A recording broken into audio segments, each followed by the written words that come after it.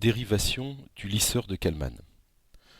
Dans cet exercice, on va essayer de démontrer ces équations pour ce lisseur dans un contexte linéaire gaussien. On va d'abord démontrer un résultat classique en théorie des probabilités.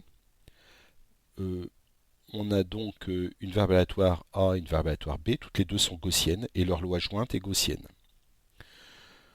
On connaît la densité de probabilité pour A. C'est une loi normale, n, avec une moyenne matrice de covariance. Et pour B, on a cette variable aléatoire qui a une moyenne qui dépend de A, avec la matrice de covariance R, et on vous demande de calculer la loi marginale pour B.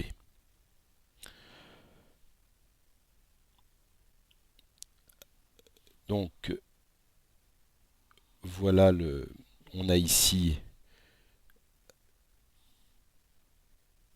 le résultat qu'on doit essayer de démontrer. Alors dans cette notation, je rappelle que la double barre signifie, c'est une notation pour dire qu'on a une loi normale, avec ici la variable aléatoire concernée qui est la même que celle que vous avez ici. Vous avez la moyenne et la matrice de covariance derrière. Alors, pour ce résultat, je vais déjà, alors c'est la première question, on va considérer la situation où B est égal à une matrice J fois A plus U plus R, où R il est décrit par une loi normale centrée de matrice de covariance R. De cette façon-là, je vais me retrouver dans cette situation-là. Donc c'est un moyen de fabriquer une situation où B sachant A va être décrit par va posséder comme moyenne, si je le fabrique de cette façon, J fois A plus U, et comme matrice de covariance R. Or, je sais par la règle de Bay que si je connais ces deux éléments, alors pi de B, je peux le calculer de façon unique. Donc c'est pour ça que, pour simplifier, je vais le fabriquer de cette façon-là. Alors, je vais calculer maintenant, donc pi de B sachant A, il est donné ici, et je vais essayer de calculer la loi marginale pour B à partir de ça. Je vais avoir l'espérance de B. Alors bien sûr, je sais que si c'est une loi gaussienne, il suffit de calculer son espérance mathématique et de calculer sa matrice de covariance pour avoir une complète caractérisation de cette densité de probabilité. Donc je vais commencer par calculer l'espérance de B et montrer que c'est égal à ça. Alors l'espérance de B, bon, ça correspond à l'estimé pour B, on pourrait le noter comme ça. Ça va être égal, d'après ce qui est là, d'après ce que j'ai écrit juste au-dessus, d'après ça, c'est égal à l'espérance de J fois A plus l'espérance de U plus l'espérance de R. Bon, ça je le sais parce que l'espérance est un opérateur linéaire.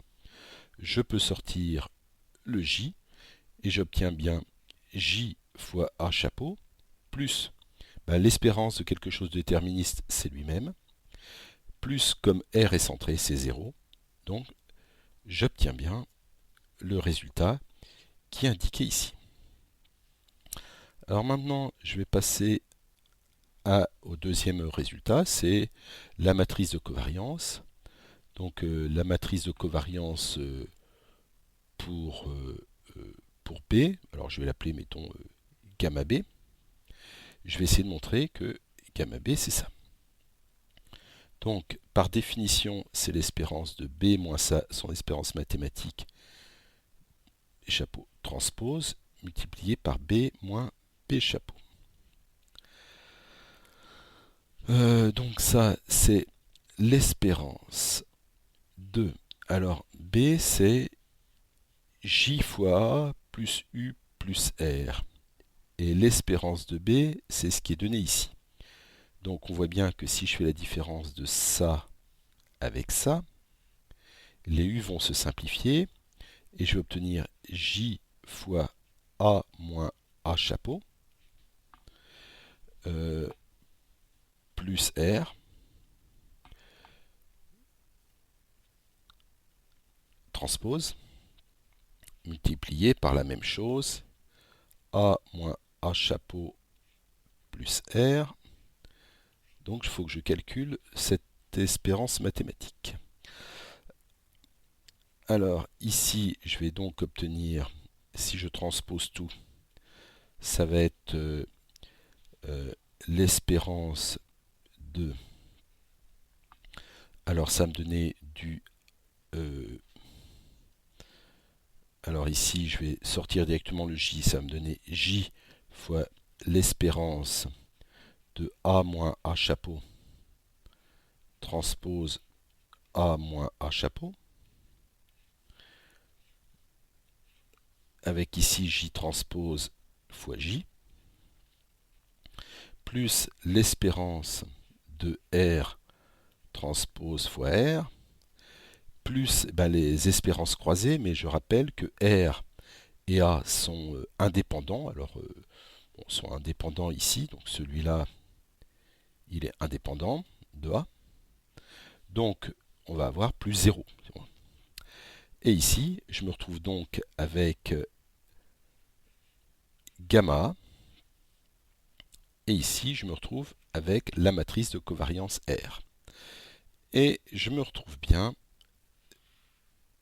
dans cette situation-là. Deuxième question. On considère un système linéaire à temps discret. Alpha et bêta sont tous les deux des bruits blancs, gaussiens, indépendants entre eux. On a une entrée U de K, les matrices A et C, la matrice d'évolution et d'observation qui dépendent du temps, K. Et on voudrait, dans ce contexte, calculer la densité de probabilité, sachant qu'elle est forcément gaussienne, puisque tout est gaussien et linéaire, de la densité de probabilité de xk, sachant l'état juste après, xk plus 1, et sachant toutes les données. Et on va essayer de montrer que, en effet, elle est gaussienne et qu'elle possède cette espérance mathématique et cette matrice de covariance. On fait intervenir une matrice JK qui, en fait, est très proche du gain de Kalman et qui est donnée par cette relation-là. Alors c'est ça qu'il nous faut démontrer. Alors, c'est donc la deuxième question. Voilà notre système linéaire. Et on doit essayer de calculer la densité de probabilité de xk, sachant l'état à l'instant k plus 1 et sachant toutes les données, jusqu'à n. Alors, la première chose qu'on va essayer de faire, c'est de dessiner le réseau bayésien, qui permet de mieux comprendre les choses. Alors, on a d'abord xk-1, donc on a une chaîne qui va relier des nœuds, et les nœuds, c'est des vecteurs aléatoires. Alors, on va voir ici xk, on va avoir xk plus 1,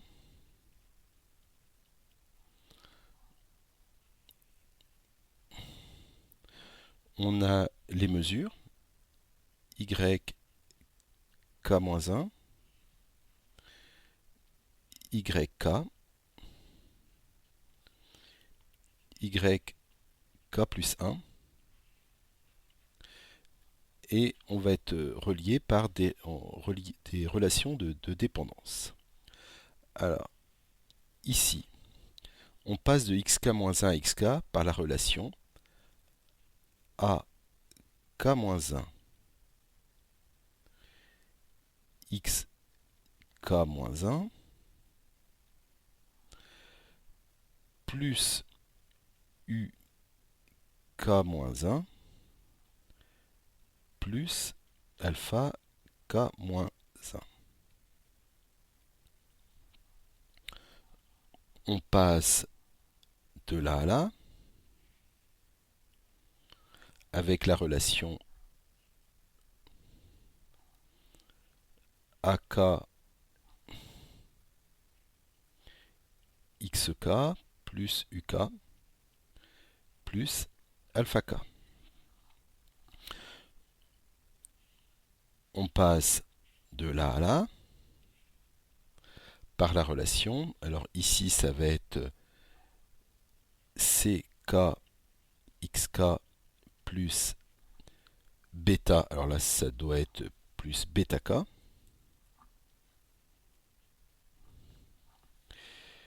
Ici, la même chose avec K plus 1 que je n'écris pas. Puis ici, avec K moins 1, de la même façon. Puis ça continue comme ça dans le temps. Alors ça permet de comprendre déjà les hypothèses de Markov.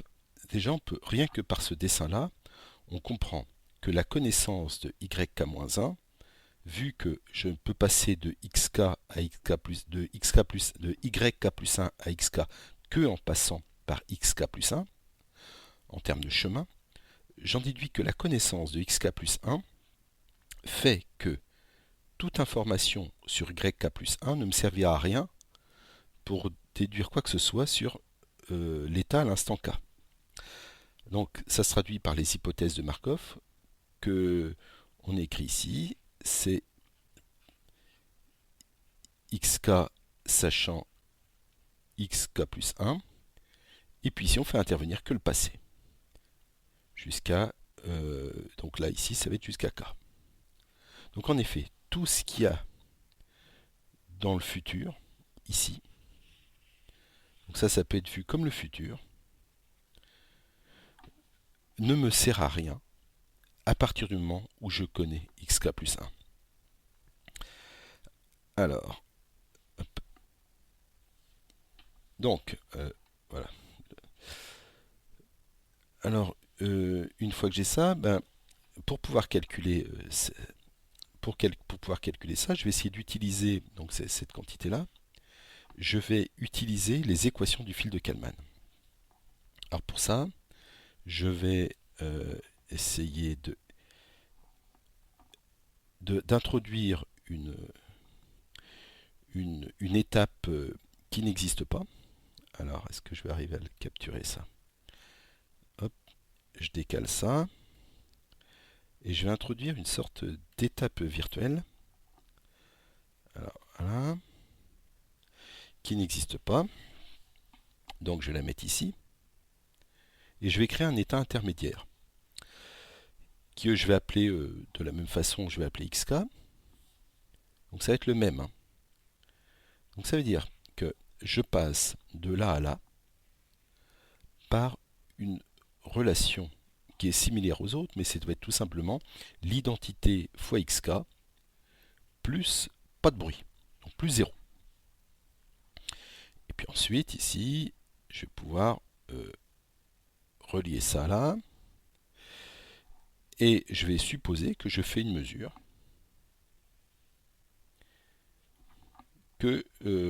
qui va correspondre à xk plus 1. Donc j'introduis cette étape intermédiaire pour tout simplement essayer de calculer cette quantité-là.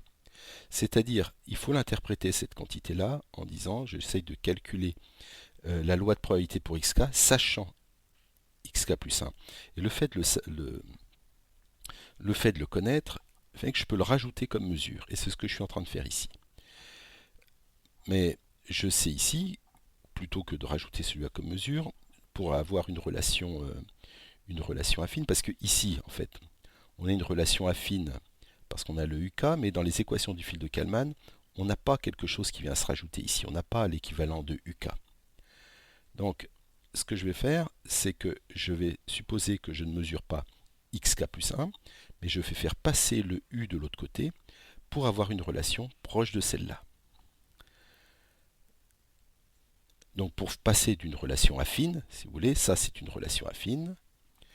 Et si je le passe de l'autre côté, le UK va disparaître, il va me rester ça plus ça, donc une relation que je pourrais appeler linéaire, qui ressemble à celle-là. Donc la matrice ici que je vais avoir, la relation, ça va être AK XK plus alpha K. Et à partir de ce moment-là, j'ai tout ce qu'il faut pour utiliser le filtre de Kalman. Donc ici, j'ai les équations du filtre de Kalman classique. Alors, ici, je rappelle, j'avais moins UK. Ça correspond à ma mesure. Donc, ça va correspondre à ma mesure Y. Alors, je vais essayer de me décrire la correspondance ici. Cette variable-là, je vais l'appeler, pour ne pas la confondre avec l'autre, je vais l'appeler ZK. C'est pas la même que YK. C'est une mesure virtuelle. Donc, je vais avoir ici le Z tilde de K, l'innovation virtuelle. Ça va être égal à cette mesure, c'est-à-dire xk plus 1 que je suis censé connaître, moins uk que je connais aussi, moins alors la matrice C qui est là. Je vais la remplacer partout par A qui est là. Donc ça va me donner moins AK. Et le x chapeau de k de k-1 que j'utilisais à ce niveau-là pour calculer celui-là, il va changer, puisque à mon niveau, j'ai déjà traité la mesure yk. Donc ici, je connais x chapeau de k, sachant non pas k-1, mais sachant k. Donc voilà pour cette deuxième ligne, cette ligne sur l'innovation. Alors maintenant, une fois que j'ai ça, je vais pouvoir calculer la correspondance ici, c'est-à-dire je vais calculer x chapeau, non pas k, alors celui-là, celui que j'avais calculé là, ça correspondait à k sachant toutes les mesures jusqu'à k. Ici, je connais toutes les mesures jusqu'à k, mais je connais aussi xk plus 1 puisque j'ai fait cette mesure. Donc je connais xk plus 1, mais je connais aussi, alors je le note complètement, de 0 jusqu'à k.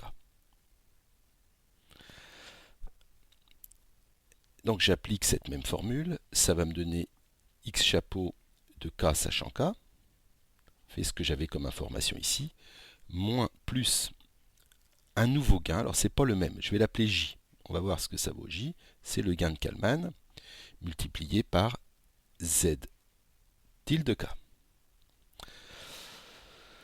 Alors, bon, je vais peut-être l'écrire maintenant, le nouveau gain de Kalman, je reprends cette ligne-là, que vaut ce gain de Kalman?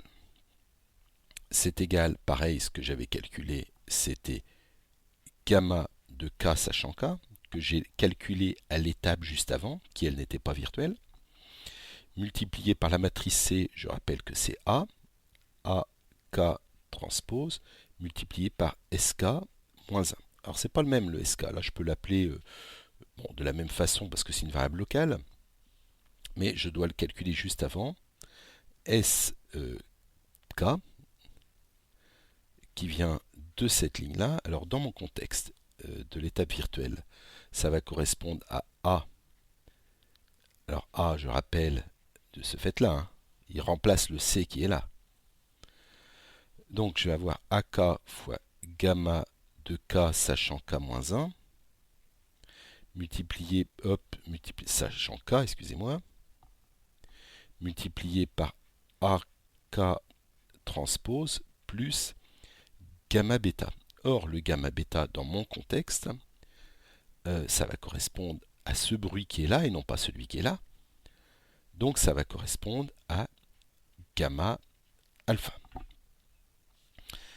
Et enfin, la dernière étape qui correspond ici, gamma.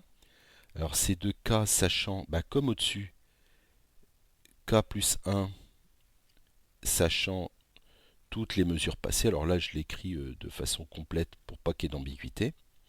C'est égal, alors je reprends cette même formule, l'identité moins JK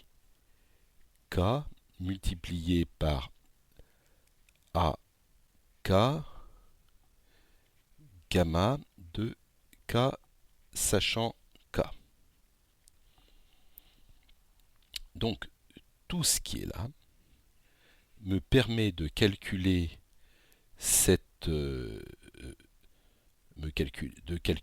la loi gaussienne qui va, qui va décrire la variable aléatoire xk, sachant xk plus 1 et toutes les mesures. Alors, maintenant, je vais essayer de simplifier un peu ça. Tout d'abord, je rappelle les étapes de prédiction du filtre de Kalman. Alors, qui ne sont peut-être pas écrites ici, mais là, c'est que la partie correction du filtre de Kalman. Alors, je vais rappeler quand même l'étape de prédiction classique. C'était x chapeau de k plus 1 sachant k, c'était égal à axk akxk sachant k plus uk.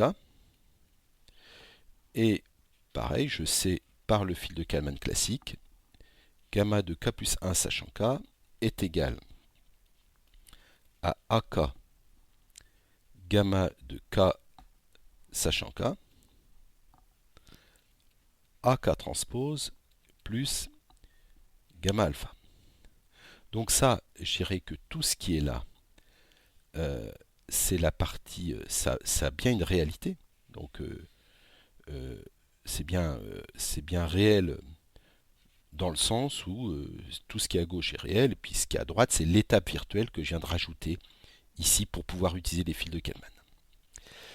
Donc, je vais de ce fait-là, de ces équations-là, j'en déduis que SK, c'est tout simplement égal à gamma de k plus 1 sachant k, puisque c'est ce que je retrouve ici. Donc, j'en déduis que ce que j'ai là, c'est gamma de k plus 1 sachant k moins 1. Et maintenant, cette étape qui est là, ici je vais le simplifier un petit peu. Alors celle-là, je vais pouvoir dire que c'est égal à x chapeau de k sachant k plus jk fois z tilde k. Alors z tilde k, c'est ce qui est là. Mais ici, je retrouve, en utilisant l'équation de prédiction du fil de Kalman, que j'ai ici, j'en dis l'équation qui est là. Alors, j'en déduis qu'ici, je vais avoir jk xk plus 1 qui est là, que je dois reporter, moins, alors, x chapeau de k plus 1 sachant k, qui lui, je l'ai directement en reprenant ça et ça. Maintenant, il y a une autre partie aussi que je pourrais éventuellement changer, c'est celle-là.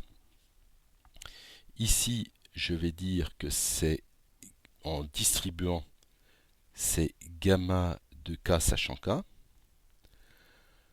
moins jk jk. Alors là, ça va me donner du gamma de k plus 1 sachant k multiplié par j transpose k. Alors, en effet, ici, je vais peut-être avoir besoin d'une explication. C'est que cette partie qui est là, c'est égal à la partie qui est là. Alors, pour montrer cela, je prends cette équation-là. Je vais faire passer celui-là de l'autre côté. Et je vais obtenir jk gamma de k plus 1 sachant k est égal à gamma de K sachant K fois A transpose K. Maintenant, je transpose l'ensemble. En transposant l'ensemble, ça va me faire une permutation. Donc 6, là je passe de là à là en faisant une transposée. J'obtiens donc gamma de K plus 1 sachant K transpose. Mais attention, elle est symétrique, puisque c'est une matrice de covariance. Donc je n'ai pas besoin de la transposer. Ici je suis obligé d'indiquer le transposé, parce que J n'a pas raison d'être symétrique. Et ici je vais avoir AK transpose, c'est-à-dire l'identité, multiplié par gamma de K sachant K transpose, qui n'a pas lieu d'être, puisque à nouveau, c'est une matrice de covariance qui est symétrique. Donc on comprend bien que cette partie-là, j'ai pu le remplacer par ce qui est là. Voilà, donc je viens de démontrer ici avec cette partie qui est là, cette partie qui est là et cette partie qui est là.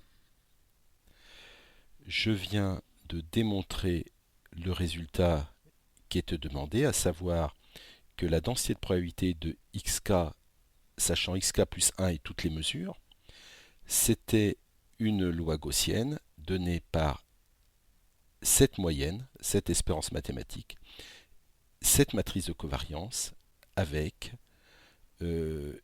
JK qui était donnée par cette relation. Voilà. Alors maintenant, je vais pouvoir passer à la troisième question, qui en fait, c'est l'équation du lisseur. Donc la densité de probabilité, donc la loi de probabilité de xk sachant toutes les mesures, à la fois passées et à la fois futures, c'est une loi gaussienne qui est caractérisée bien évidemment par son espérance mathématique et sa matrice de covariance. Et cette matrice de covariance, enfin et cette moyenne, se calcule de la façon suivante. Donc dans l'étape précédente, on a dû rajouter une étape virtuelle que je vais maintenant supprimer parce que je ne vais plus en avoir besoin. Et cette étape virtuelle nous permettait de faire revenir une information du futur vers l'instant présent. Alors je vais reconstituer mon réseau bayésien. Voilà.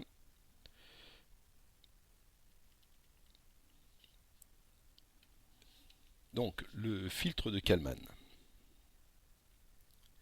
nous permet de calculer une densité de probabilité pour xk, sachant toutes les mesures passées et, et la mesure présente. Mais alors l'étape virtuelle nous a permis de faire remonter cette information sachant le xk plus 1 vers l'instant présent et fusionner les données du passé et une information sur le futur. Alors le fil de Kalman nous permettait de calculer cette quantité-là, cette quantité-là. Maintenant, on va supposer qu'on a résolu le problème du lisseur à l'étape K plus 1, à la fois pour la moyenne et pour la matrice de covariance. Et on va chercher à faire remonter donc l'information, on l'a là. Donc ça, c'est connaissant le futur. Et on aimerait bien le faire revenir à ce niveau-là pour pouvoir en déduire la densité de probabilité de xk, sachant le passé et le futur. Donc ça, c'est les équations du lisseur. Alors pour ça, on va utiliser les deux relations. Alors, on va supposer qu'on connaît la densité de probabilité de xk plus 1, sachant toutes les mesures, passées et futures. Donc ça, on sait que c'est une loi gaussienne qui va avoir pour variable xk plus 1, qui va avoir pour moyenne x chapeau de k plus 1 sachant n qu'on suppose connu et gamma de k plus 1 sachant n qu'on suppose connu. Et on a l'information, une expression pour gamma de xk sachant xk plus 1 et y de 0 jusqu'à n, ça, on vient de le calculer à l'exercice précédent. On sait que c'est une densité qui dépend de xk. On a calculé sa moyenne et sa matrice de covariance, enfin son espérance mathématique et sa matrice de covariance à l'exercice précédent. Donc voilà ce qu'on a pour information. Maintenant, on va pouvoir utiliser ce qu'on avait calculé au premier exercice. Alors, enfin, à la première question. Alors la première question, c'était celle-là. Et on va l'appliquer dans ce contexte-là. Donc, la variable xk plus 1 qu'on a là, elle va jouer le rôle de A. Alors je vais mettre le tableau de mise en correspondance. A, dans cette relation-là, je vais le remplacer par xk plus 1. Alors chapeau, ça correspond à x chapeau de k plus 1 sachant n. En effet, ce que vous voyez ici, y de 0 n, ça va tenir le rôle de paramètre. Donc quelque part, on peut l'ignorer dans notre raisonnement. Ils sont supposés, toutes ces mesures sont supposées connues, c'est devient des paramètres. Donc le fait de noter sachant n rappelle tout simplement qu'on connaît toutes nos mesures. Donc A chapeau, il est donné là. Maintenant, on va avoir la matrice de covariance gamma. C'est aussi donné par gamma de k plus 1 sachant n. Je recopie l'expression. Bon, je la mets là.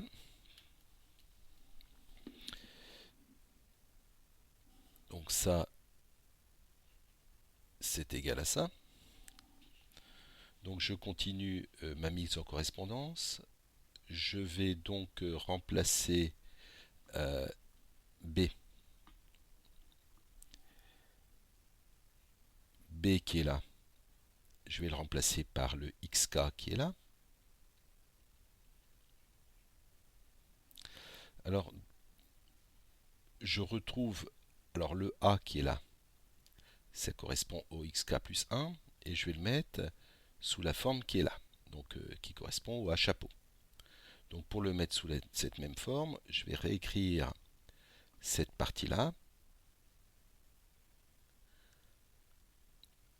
en disant que c'est alors jk xk plus 1, comme ça je le mets bien sous cette forme-là.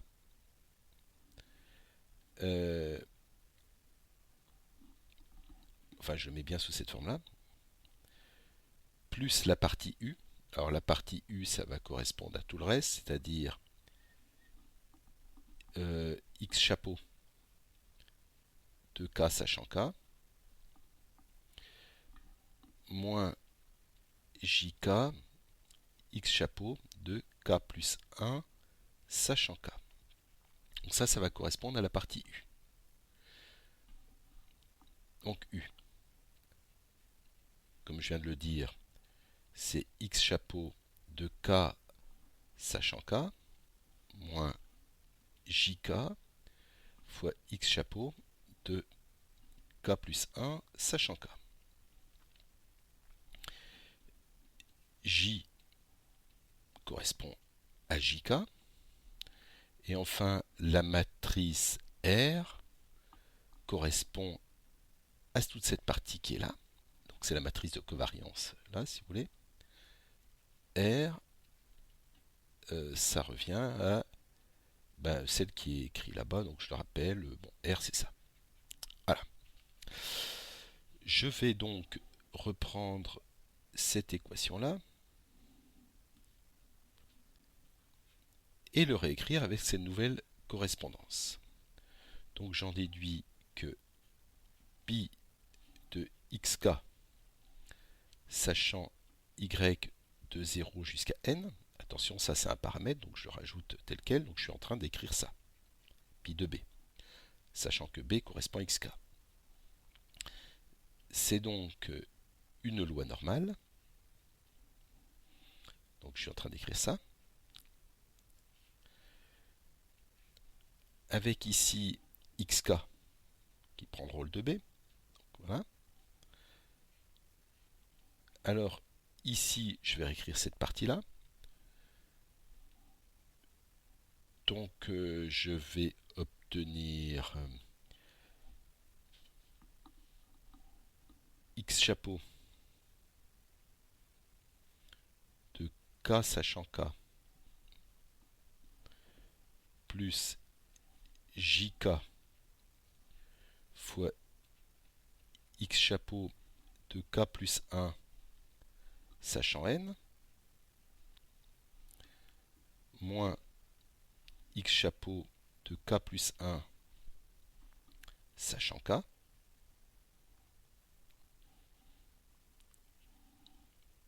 Voilà. Et il va me rester la matrice de covariance. Donc la matrice de covariance, c'est celle qui est donnée là. Je vais avoir la partie pour R qui est donnée là. Donc je vais la réécrire.